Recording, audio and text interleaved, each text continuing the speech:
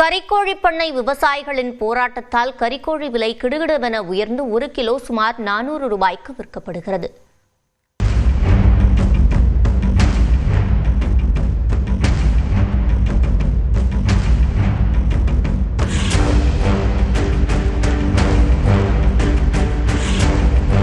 Protein நிறைந்த broiler கறிக்கோழி இன்று பெரும்பாலானோரின் விருப்ப உணவாக உள்ளது. நகரெங்கும் தெருவுக்கு தெரு பிரியாணி கடைகளும் ஆக்கிரமித்துள்ளன.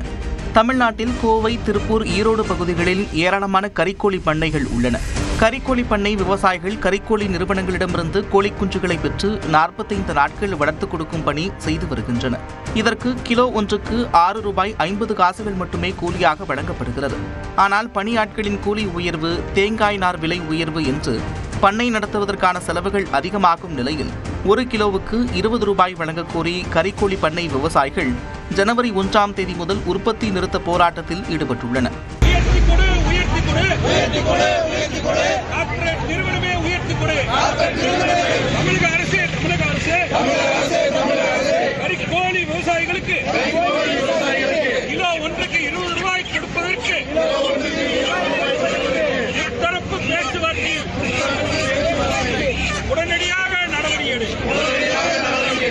தமிழகத்தில் மட்டும் நாள் ஒன்றுக்கு 2.5 லட்சம் கிலோ கோழி இறைச்சி தேவைப்படும் நிலையில் பண்ணை விவசாயிகளின் உற்பத்தி நிறுத்த போராட்டம் காரணமாக கறிக்கோழி தட்டுப்பாடு ஏற்பட்டுள்ளது.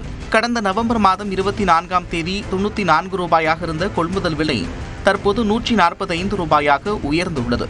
இதனால் சில்லறை விற்பனை கடைகளில் கறிக்கோழி 1 கிலோ விலை 380 ரூபாய் வரை விற்பனையாகி வருகிறது. மக்கள், நடுத்தர மக்கள்லாம் இப்ப வாங்குறதே இல்ல.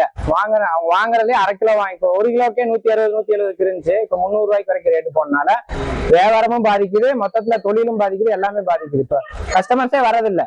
இந்நிலையில் அதிமுக உள்ளிட்ட பல்வேறு கட்சிகளைச் சேர்ந்த உறுப்பினர்கள் கறிக்கோழி பண்ணை விவசாயிகளின் போராட்டம் தொடர்பாக சட்டப்பேரவையில் சிறப்பு கவன ஈர்ப்பு தீர்மானம் கொண்டு வந்தனர். அப்போது பேசிய கால்நடை பராமரிப்புத்துறை அமைச்சர் அனிதா ராதாகிருஷ்ணன் பல்வேறு கறிக்கோழி வளர்ப்பு சங்கங்களுடன் பேச்சுவார்த்தை நடைபெற்றிருப்பதாக கூறினார். கறிக்கோழி வளர்ப்பு ஒப்பந்தங்கள் கால்நடை பராமரிப்பு கீழ் வருவதில்லை என்றும் விவசாயிகள் தெரிவிக்கும் கோரிக்கைகளை நிறைவேற்ற நடவடிக்கை எடுக்கப்படும் என்றும் அமைச்சர் உறுதியளித்தார்.